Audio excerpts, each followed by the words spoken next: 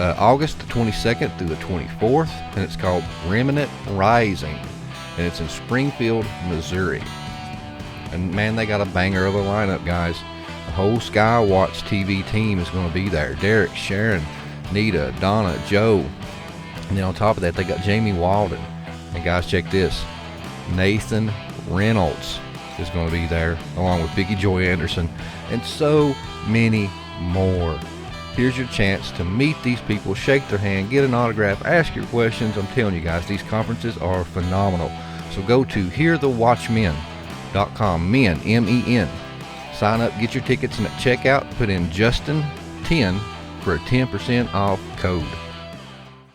Disclaimer. To the Pharisees and Karens out there. How dare you! All guests on this show do not reflect the opinions of the host. The purpose of this show is to have interesting conversations, stretch our minds, and grow. Not what we want! If you are looking for an echo chamber, viewer and listener discretion is advised. You talk about extreme.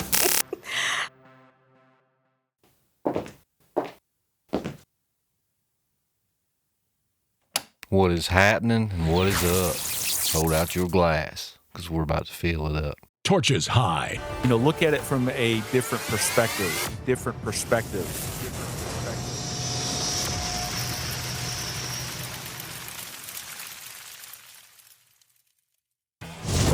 Hey guys, what is happening and what is up? Hold out your glass, because we are about to fill it up. Welcome to the Prometheus Lens Podcast, the place where the conversations are always enlightening. I'm your host, Doc Brown, and here we like to use the allegory of the Prometheus Lens to take a second look at everything. Hey guys, if you're new to the channel, welcome to the hero's journey. Be sure and hit that like button and hit that subscribe button. Down below, we'll have our socials on their various platforms. Be sure to check those out. That would be much, much appreciated.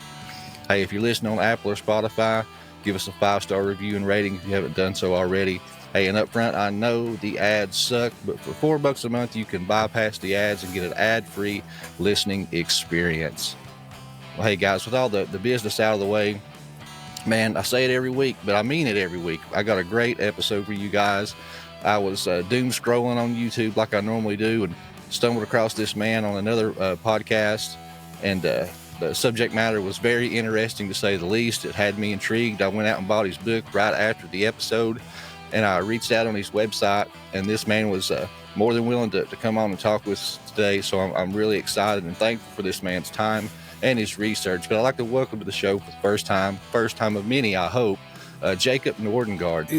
I was very, very surprised on the things that I found and during this time, and because I was exploring, investigating an environmental think tank called the Club of Rome. And this think tank I have been into, I was once part of the green movement in Sweden, and I believed a lot of these things. And the Club of Rome and the report from the 70s was just, it was kind of a heralded as a Bible in when I did my environmental studies. But I had to change my mind about this when I got into the background of this organization and what they were really up to. And one thing was that they all people that were involved in these organizations were world federalists, more or less, and they wanted to have this idea of a global management of the planet. But also it was a spiritual side of this organization. And that was the fascinating part of this, with one of the members of the Club of Rome. His name was, or is, Erwin Laszlo, a systems theorist, and also a musician, actually. Brilliant mind. But And he had this vision that the Club of Rome talked about the environment and the planet, and he said we have to include spirituality and culture and the arts. So he founded a sister organization called the Club of Budapest. And a lot of prominent people came into, were members of these organizations and still are. But through this Club of Budapest, I found another organization that Irving Laszlo was involved with, and that was when things just was, what is this? This is really, really strange and kind of scary to watch this. I mean, the Club of Budapest was this prominent people, these statesmen and artists and people that have prominence in the world, serious people, and then go to his other organizations and find out, and this what I think of. One of them was called World Shift 2012. The possibilities to create this society, and it's also very connected to organization called World Future Society, where we find a lot of these thinkers, and with the intent to push humanity on an evolutionary path towards perfection. So, And Jacob, for those that are not familiar, with Madame Blavatsky and the Theosophists and what they believe, could you give us just kind of a rundown of what they believe? I know they talk about ascended masters and they commune with these spiritual entities and things. Could you break that down a little bit for those that are not familiar? Yes. A lot of these things started with Blavatsky in the 19th century, 1870s.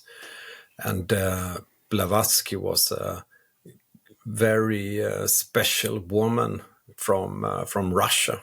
She came to London and started a society.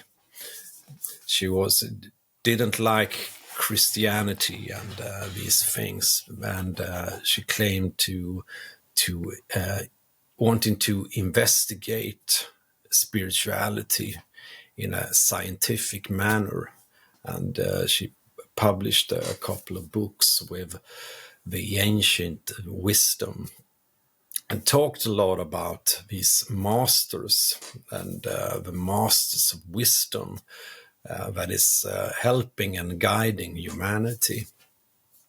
And Moria or Kothomi, and very connected to Tibet and India. And there's a lot of stories about these masters, and Blavatsky says that they were real physical men, and she had met some of them as well. But it's very, she came during a time when it became very like a trend in the high society with spiritism and so on, and there was a lot of tricksters and people coming in and trying to get an earning on this and this mysticism.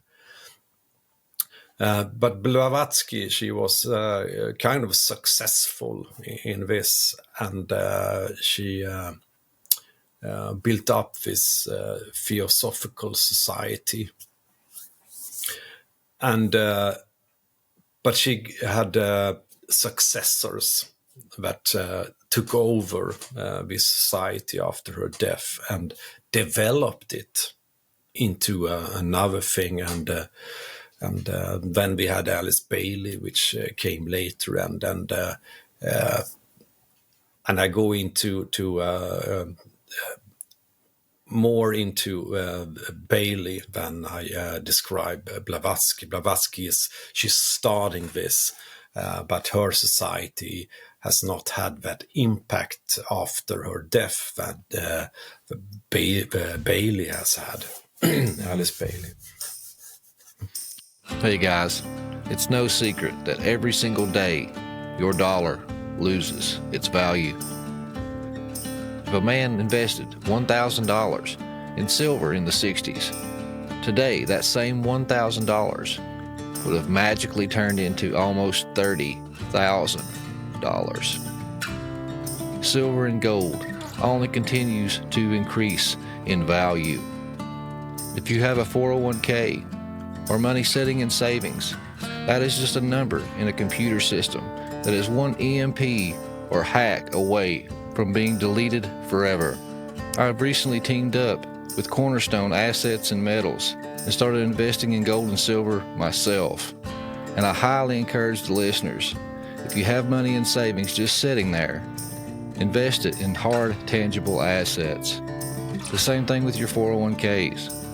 Take a 20 to 30% cut of that 401k, that number in a computer system, and invest into hard, tangible assets that is proven to only increase in value. Be sure to check out the link in the description or the number on the screen, and be sure to tell them that Doc Brown from Prometheus Lens sent you. Torches high, guys. Are you a hunter, a hiker, or just an outdoor enthusiast? Well, if you are, you know that good quality gear is hard to come by, and finding all American made is like finding Bigfoot in the woods. Hence the name of Squatch Survival Gear. Head on over to squatchsurvivalgear.com. Use the code PLP10 for 10% off store-wide.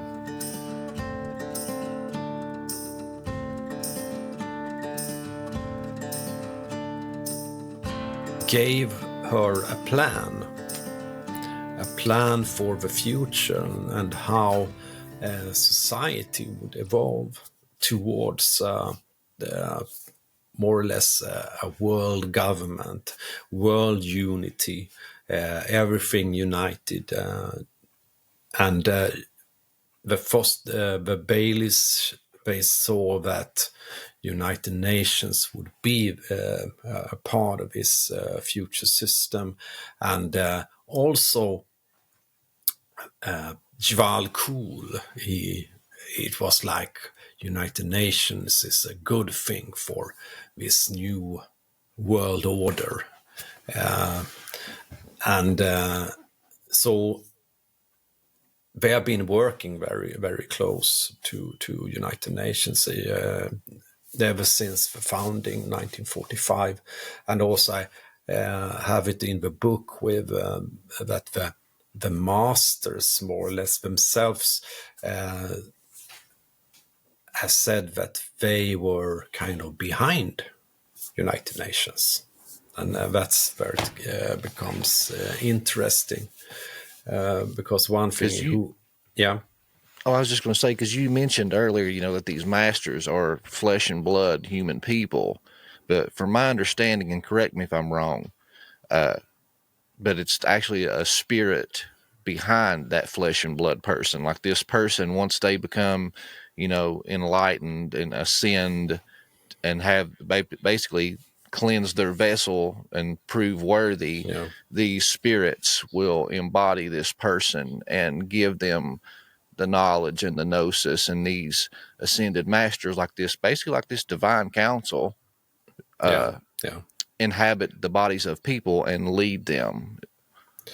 Yes, kind of. It's a difference between Blavatsky, because that's she talked about they were flesh and blood, and some people they think that Blavatsky were in contact with kind of high-ranking Freemasons or whatever that saw themselves as highly evolved with a lot of power. But Baily, she started to talk about very, very highly evolved masters that had were no longer in the physical body. Okay. Yeah, and could be in a spiritual plane, but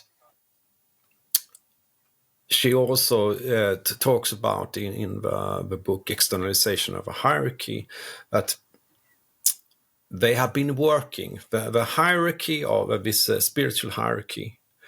They are preparing for the masters to come from behind the scenes and take their places in, and this is kind of political power, and to steer the world and take physical shape. And actually, they state that 2025 will be the first year when they decide then they are going to take physical shape again. So this is actually a very special year, and that's one of the reasons I wrote the article that you talked about, externalization of the money masters, because I could see that we had because I referenced this to the that Canada now has a new prime minister that is Mark Carney, and he's actually one of the most important power brokers in the world, and has been at the Bank of International Settlements and the Bank of England and the Bank of Canada and Chatham House, all these very, very important organizations for global power. Yeah. And what's fascinating too is how you talked about, a lot of people try to capitalize on this and appeal to the rich and the influential people to try to make some money. And a lot of people even talk about, John D. and his accomplice, Kelly, that Kelly was basically a snake oil salesman. Yeah, He had lost his ear from swindling people and was just doing all this stuff to dupe unsuspecting people and get their money, the gullible people. But what is fascinating that I've noticed after reading your book is, like you had said, I mean, it could be a combination of things, but the facts remain that this is very attractive to the rich and the powerful. And so they believe it, whether it's true or not, and they're the ones making the moves and putting all the money together and organizing all this stuff. And, Carnegie, the Rockefellers, all these guys aligned with this, Theosophy type theology and believed it. And they're the ones with all the money, and they're sinking all this money and organizing all these groups, and you'd mentioned, the Club of Rome, the United Nations, all these, the WHO, all these world organizations that's supposed to pull us together for this oneness. All the people behind the scenes are high-ranking Freemasons, or they're Theosophists, and they align with this Blavatsky and Alice Baily narrative, and they are trying to make her thoughts and things a reality. And that's the reason why we have all of these organizations formed. And you even talked about it in your book, and I never made the connection, but the Georgia Guidestones. I always just seen that as like a Freemason kind of thing, but no, I mean, this goes into this whole Theosophy thing that you are talking about today. And you kind of did a little deep dive on that guy. And another one of their big concerns is population control. These, I don't know if I'm using the right terminology, but these theosophists, these, one world, one consciousness type people, they are directly involved with these world meetings. And you, through your research, had found that they would have basically, I don't know if you'd call it rituals, but leading up to these events, they would like meditate and summons these hierarchies to dwell over the meeting and the people in the meeting and guide the people in the meeting. So would you get into what you found with that? Yes.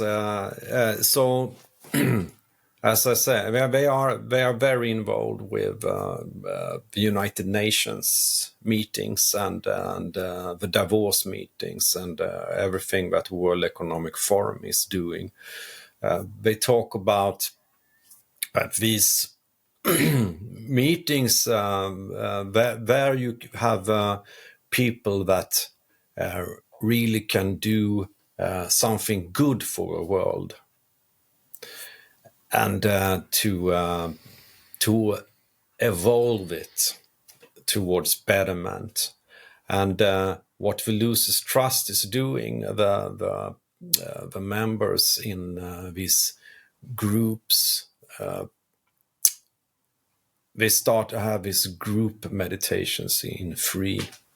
Everything is about free people forming a triangle and sending their energies towards that point and to influence them and towards creating and this society, and that's and that comes out of the plan in Baily's book, Externalization of a Hierarchy, and and that's one of the thing is they don't have they don't say that the